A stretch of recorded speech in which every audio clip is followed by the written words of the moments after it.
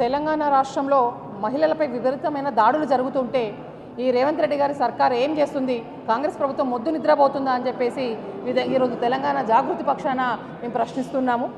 నిన్న కూకట్పల్లిలో ఒక వివాహితను కాళ్ళు చేతులు కట్టేసి అతి దారుణంగా కుక్కర్తో కొట్టి గొంతు కోసి చంపడం జరిగింది.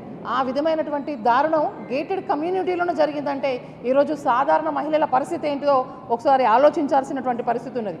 ఒక 4 నెలల క్రితం బాచుపల్లిలో ఒక మహిళను చంపి సూట్ కేసులో పెట్టి ఒక దృశ్యం చూస్తే చాలా భయంకరం అనిపించింది.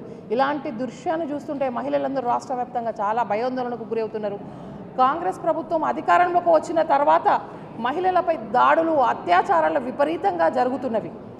ఒకటి కాదు, 2 కాదు, 10ల సంఖ్యలో ఈ మధ్య కాలంలో విపరీతమైనటువంటి దాడులు జరిగినాయి. ప్రభుత్వానికి ఇన్ని జరుగుతూ ఉంటే కూడా చీమ కుట్టినంత కూడా అనిపిస్తలేదని చెప్పేసి ఈరోజు మహిళలను చాలా బాధపడాల్సినటువంటి పరిస్థితి అయింది. అసలు మహిళల రక్షణ గురించి రేవంత్ రెడ్డి గారికి చీమ కుట్టినంత కొంచెమన్నా ఏమైనా ఆలోచన ఉందా?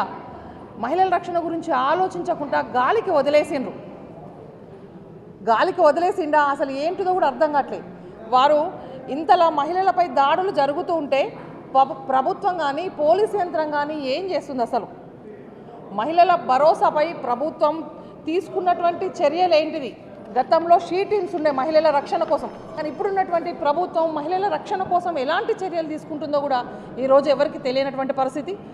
మహిళలపై దాడులు జరుగుతున్నటువంటి పరిస్థితుల్లో ఇతర ప్రాంతాల నుంచి వచ్చినటువంటి వాళ్ళే ఎక్కువగా పాల్పడుతున్నారు. అయినా సరే నిఘా లేదు. పోలీసులు ఏం చేస్తున్నారు అర్థం కాని పరిస్థితి ఈరోజు తెలంగాణ రాష్ట్రంలో కనిపిస్తున్నది.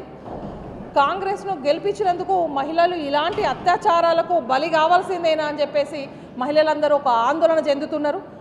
రాష్ట్రానికి హోంమంత్రిగా ఇప్పటివరకు ఎవరికి అవకాశం లేకపోవడం ఆశ్చర్యం కల్పిస్తుంది. ముఖ్యమంత్రి గారే హోంశాఖను వారి దగ్గర పెట్టుకొని కనీసం మహిళలకు రక్షణ కల్పించకపోవడం చాలా దారుణంగా ఉంది. మహిళల మీద నేరాలను అదుపు చేసేందుకు ఎందుకు చర్యలు తీసుకోవడం లేదు ఈ ప్రభుత్వం అని ఈరోజు రాష్ట్రంలో ఉన్నటువంటి మహిళలందరూ కూడా ఈ రేవంత్ సర్కార్ని ప్రశ్నించడం జరుగుతూ ఉన్నది. ఏదైనా సంఘటన జరిగితే 1-2 రోజులు మాత్రం మీడియాల ద్వారా, పేపర్ల ద్వారా హడావుడి చేస్తారు. ఆ విషయాన్ని వెంటనే మర్చిపోవడం జరుగుతూ ఉన్నది. అసలు ముఖ్యమంత్రి గారు ఒక్కసారైనా మహిళలకు భద్రత మనం ఏ విధంగా కల్పించాలనే ఆలోచన చేసి ఇప్పటివరకు ఒక సమావేశాన్ని కూడా ఏర్పాటు చేయకపోవడం అనేది దారుణమైనటువంటి విషయం. పోలీసులు, ఇంటెలిజెన్సు అంతా కూడా సీఎం గారికి సమాచారాన్ని అందివ్వడం కోసం ఇతర పార్టీలపై, పార్టీ కార్యక్రమాలపై పెట్టినటువంటి నిఘా ఈరోజు మహిళలపై కీసంతా కూడా పెట్టినటువంటి పరిస్థితి ఈరోజు తెలంగాణ రాష్ట్రంలో కనిపిస్తూ ఉన్నది. మహిళలపై ఈ ప్రభుత్వం భద్రత కోసం ఎలాంటి చర్యలు చేపడుతుందో మీరు వెంటనే తెలియజేయాలని చెప్పేసి ఈరోజు తెలంగాణ జాగృతిగా మేము డిమాండ్ చేయడం జరుగుతూ ఉన్నది. రాష్ట్రాలలో మహిళలపై ఇంకొక దారుణం జరిగితే మాత్రం ఈ ప్రభుత్వం వెంటనే పక్కకు తప్పుకోవాలి. చేత కాదు మాకు అని చెప్పేసి, వారి పరిపాలన చేత కాదని చెప్పేసి పక్కకు తప్పుకోవాలని మేము మహిళల పక్షాన డిమాండ్ చేస్తున్నాం.